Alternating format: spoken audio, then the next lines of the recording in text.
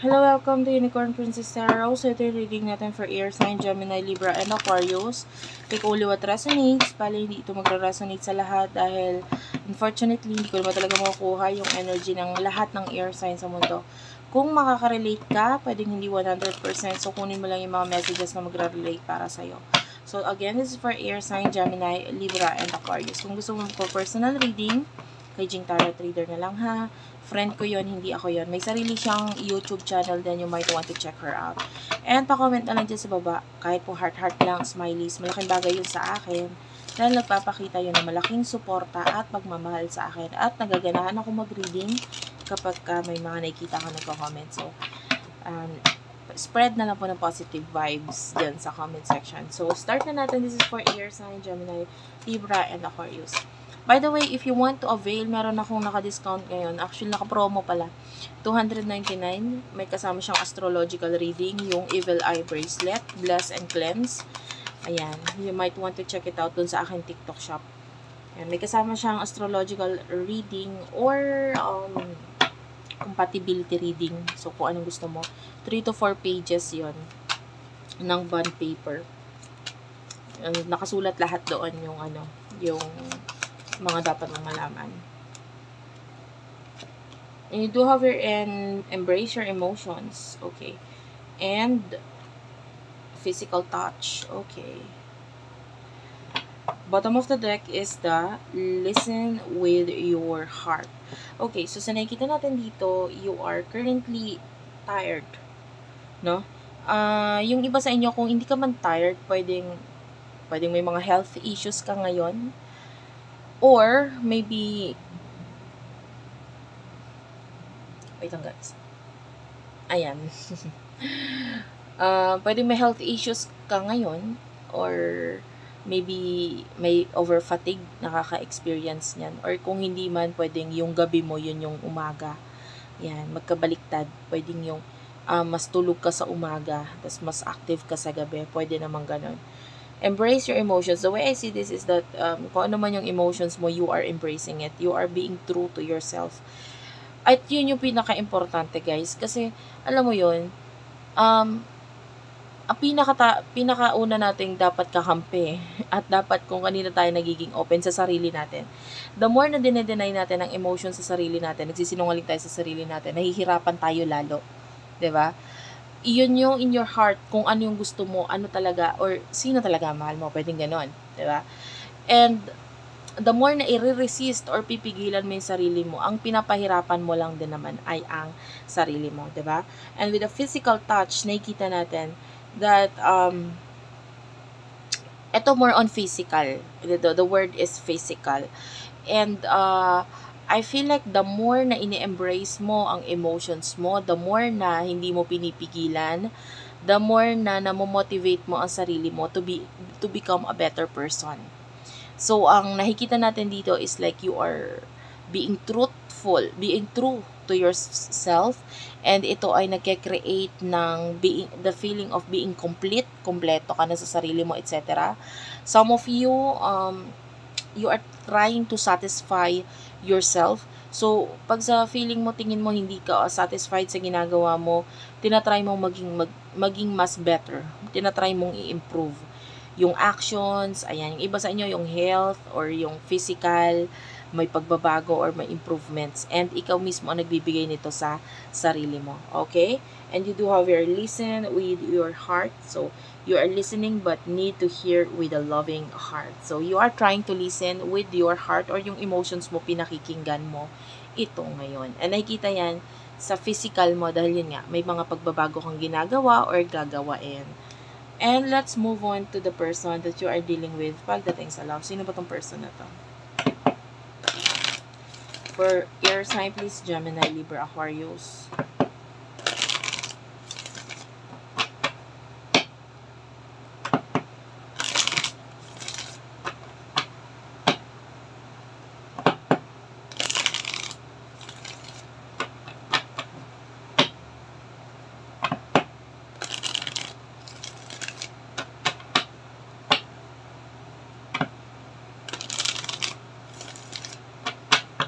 For air sign, Gemini, Libra, and Aquarius, sino the person na nakakonect mo, air sign? Okay.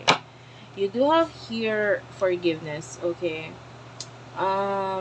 Honesty is essential, and you do have here miracles and blessings. Oh, it feels like this person wants to have you. Sorry about that, medyo umuulan na po dito sa aking area, guys.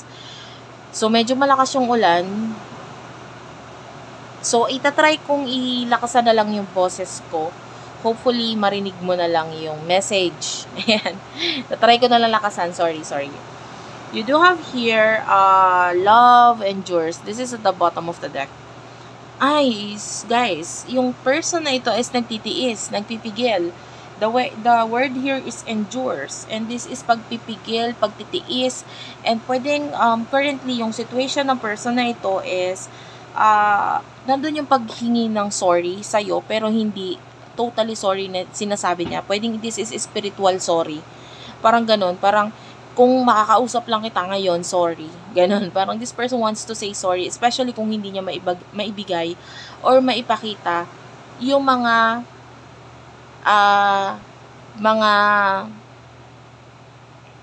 ano to? Kung bakit hindi niya maipakita or maibigay yung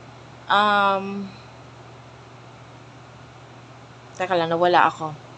Ayun, yung mga gusto niya sabihin or gusto niya ibigay sa'yo. This person wants to say sorry dahil sa mga kakulangan or pagkukulang niya na alam niyang meron. And this person, gusto niyang maging honest But I feel like may nagiging blockage para sa kanya. May nagiging block or nagiging dahilan para hindi niya mai-open up sa'yo, masabi sa'yo, maibigay sa'yo itong mga bagay na ito. And, ayun nga, nagtiti siya or may mga pinipigilan siya sa sarili niya, and I don't know, maybe dahil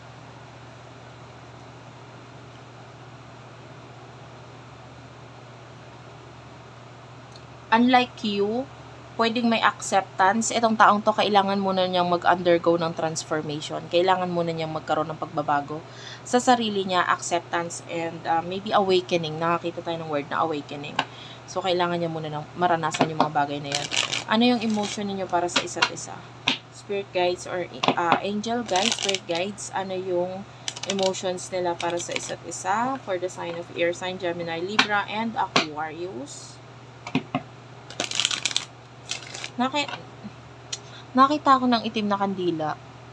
This could be a reading. Something to do with itim na kandila. I don't know, minsan mo na ba siya ipinagtirik ng itim na kandila? That is so weird, no? Pero, or maybe, meron kang kandila, diba? Na near you, or, I don't know. That is weird, actually.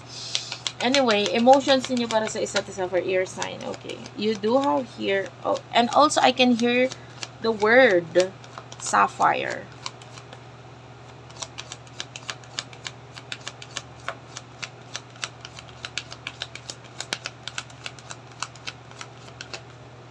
I can hear the word sapphire.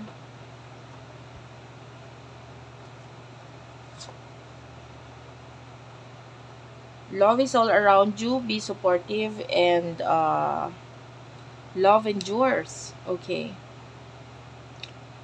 Okay, naiintindihan mo yung nararamdaman nitong person na to, but you know, part of you is leaving, part of you is umaalis, iniiwasan, lumalayo dito sa person na to because, you know, sinusuportahan mo kung ano yung mga nagiging desisyon niya, sinusuportahan mo kung ano yung dahilan kung bakit hindi niya may open ang sarili niya sa'yo. So, nakikita natin yung pagtitiis mo doon, in a way na, sige, binibigay mo kung ano yung gusto niyang mangyari or kung ano yung mga transformation na kailangan niyang pagdaanan sa buhay niya, parang hinahayaan mo lang siya doon. I'm seeing you as a person na you are looking forward na magkaroon siya ng lakas ng loob or be more open sa'yo. Pero, of course, at the same time, hindi ka naman kumbaga parang sa sarili mo, hindi ka naman dapat mag-expect dito sa person na ito. Binibigyan mo siya ng kalayaan na gawain yon. Okay, so kung hindi siya nagiging open sa'yo, parang hinahayaan mo lang, and also at the same time, pwedeng tinutuloy-tuloy mo lang kung ano yung path or kung nasa ang path ka ngayon. Maybe you are focusing on your purpose, focusing on, you know, learning stuff, a lot of learnings, pagkatuto ng mga dapat mong matutunan, mga bagay na gusto mong alamin, pwedeng nandun yung focus mo ngayon. And you are actually focusing on uh, subconscious mind, your subconscious mind, nakikita natin yan. Maybe, nagpo-focus yung iba sa inyo sa spirituality, etc. Pwedeng iba, may mga sinasalihan pang group na may kinalaman sa usaping spiritual. You do have here, be authentic. Yeah, sabi ko nga, pwedeng you are being true to yourself, nagiging totoo ka sa sarili mo, and pwedeng nagiging totoo ka rin sa person na ito in that way, dahil alam mo sa sarili mo kung ano yung mga dapat mong gawain according sa kung anong gusto mo talaga. Okay, you're being truthful. And you do have faith. So, although may pag-iwas or may paglayo ka dito sa person na to, parang nandun pa rin yung faith mo na time will come, 'di ba? Kung mag-open siya sa akin, di mag-open siya sa akin, parang ganun. And then we'll see. Okay, how about this person? Anong emotion niya para sa'yo?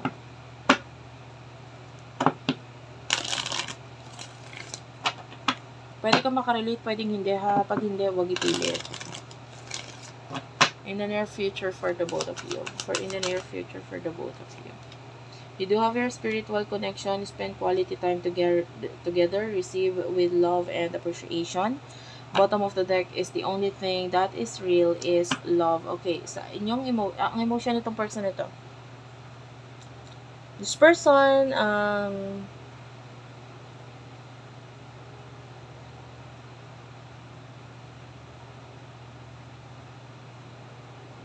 I feel like sa ngayon, pwedeng pinoprotektahan ka niya, or yung connection or yung communication ninyong dalawa, pwedeng pinoprotektahan niya. This person is being protective. I don't know why. And there's a spiritual connection sa inyong dalawa. Ito, bibigyan kita ng example, pero hindi ko sinasabing ito yung pinaka-situation mo. For example, you're dealing with a person na may isa pang ka-connect, which is maybe there's marriage na involved, there's another relationship, there's family, there's cultural differences, or usaping relihiyon, so pwede may pagkakaiba. So, etong person na ito, pwedeng in a way, hindi niya sinasabi sa'yo yung emotions niya, or hindi siya masyadong nakikipag-communicate sa'yo ngayon, dahil might be, kasi nabanggit ko na kanina sa'yo yung blockages, diba? So, yung blockage, yung nakaharang sa inyo, parang pwedeng, hindi ako pwedeng makipag-communicate sa'yo ngayon ng ganito, ganyan, dahil pwedeng totally mawala yung connection natin, dahil baka pilitin ako or pagbawalan talaga ako totally. So, ayoko naman mangyari yon. That's the energy of your person.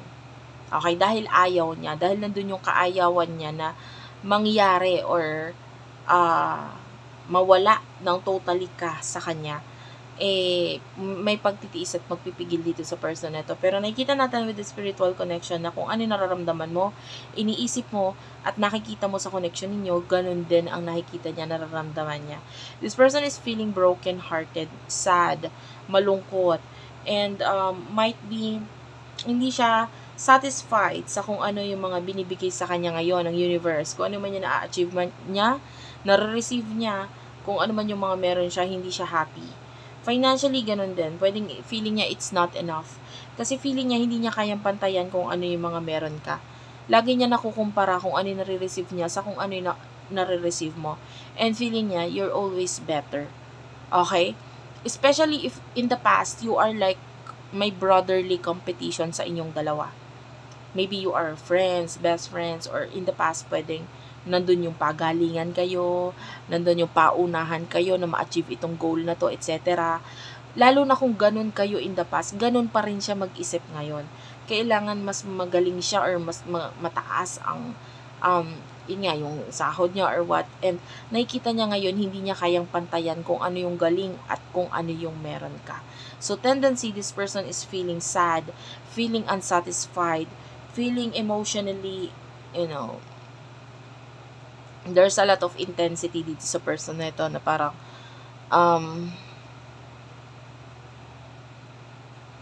parang hindi kita kayang, or hindi kita deserve, or hindi mo ko deserve, parang may ganun na feeling.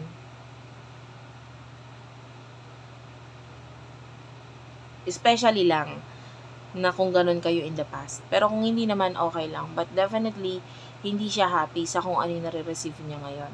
Okay? Sana na-gets mo ha. Kasi yung iba hindi makaka-relate dun sa part na yun. No?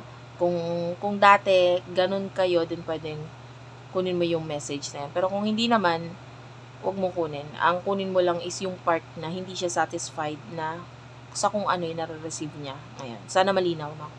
And at the bottom of the deck, you do have here the only thing that is real is love. Shift your focus back to love. And this person is kind of like thinking about you, thinking about your family, thinking about your life. Na sana yun yung makuha niya. Look at this. This is like a hand, and it shows a hand na may dalawang salo-salo, 'di ba? Parang nakasalo ng tubig or what, nakaganon talaga siya. So it's your person na parang kung ano yung buhay na meron ka, kung ano yung meron sa iyo, yun yung gusto niya. Okay? And yun yung iniisip niya. I want this, I want that.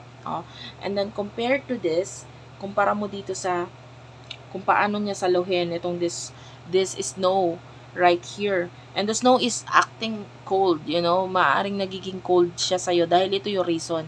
Dahil kung ano yung meron siya ngayon, hindi niya kayang i-present sa'yo, hindi niya kayang ipakita kasi nahihiya siya. Kasi ito lang meron ako, ito lang ang tinatanggap ko, ito lang, etc. etc. Diba? Parang itong person na to, malungkot siya sa part na yon, hindi siya satisfied. Okay? Now, what will happen in the future sa inyong dalawa? For the sign of air sign.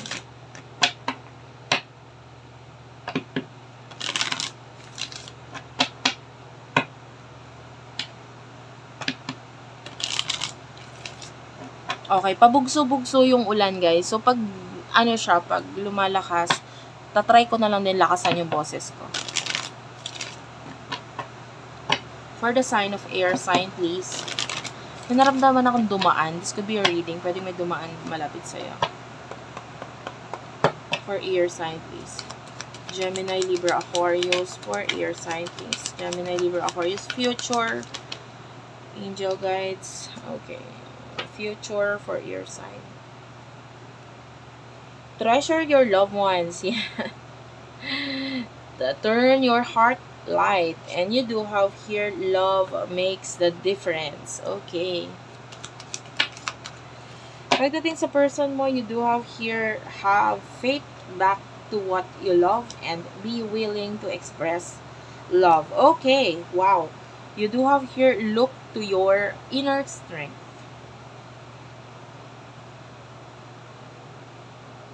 Look to your inner strength. Okay. In the future, nakita tayo dito na, I don't know, it's some kind of like a dream or goals na parang gusto mong ma-achieve. Pwedeng ma-achieve mo siya, makuha mo siya. And there's something in the past na pwedeng pinaghirapan mo na pwedeng mabalik or mapunta sa'yo. For example, mga previous, ito, bibigyan kita. Maybe this is a money inheritance, nakakita ko ng inheritance, or maybe dating pinaghirapan mo, pwedeng halimbawa nakabenta ka dati na ganito ganyan and then makukuha mo yung commission mo dito, etc. Yung iba naman, yeah, pwedeng money of other people, inheritance, loan, ayan, approval of loan, pwedeng mangyari yan. And then yung iba naman, maybe there's something na maybe this is actually the universe gift for you. Anong tawag dito? Karma, good karma na ibibigay or ibabalik sa'yo. For example, may mga tinulungan ka in the past. Charity, yan, especially if may mga binigay ka sa charity in the past. So, nakikita natin na pwedeng maibalik ito sa'yo. Like, maybe you will win something tenfold. So, nakikita natin parang kung ano yung mga ibinigay mo in the past, babalik siya ng 10 times sa'yo. Okay? 5 to 10 times, ganun. Basta, anyway, it's big, it's huge, it's something that you really want, and makukuha mo siya. And this is more on financial and blessing for you. Turn on your heart light. So, nakikita natin, naka-activate ngayon, or actually in the future, yung mga bagay na you know, you're just spreading love all over, no? Nagpapakita ka or nagbibigay ka na lang ng mga pagmamahal sa kung nasaan ka, sa mga tao na nandyan sa paligid mo, sa mga taong nagbibigay din ng pagmamahal sa'yo. You're being open to them. You're being more, you know, mapagmahal din sa kanila. You're showing this love, and actually, you're creating a lot of differences or pagbabago sa buhay mo. Not only sa buhay mo, pati sa mga taong ito, parang hinihipo mo yung puso nila para you're creating change or difference sa kanila, and pwedeng malaking bagay yung dahil kung paano mo sila tratuhin or ipakita. Kung halimbawa masaya ka sa araw na ito, sinishare mo sa kanila, or in a way nagiging masaya na rin sila. So parang nahi-heal mo sila physically or emotionally, I'm sorry. Now, pagdating sa person na ito, have faith. Okay? And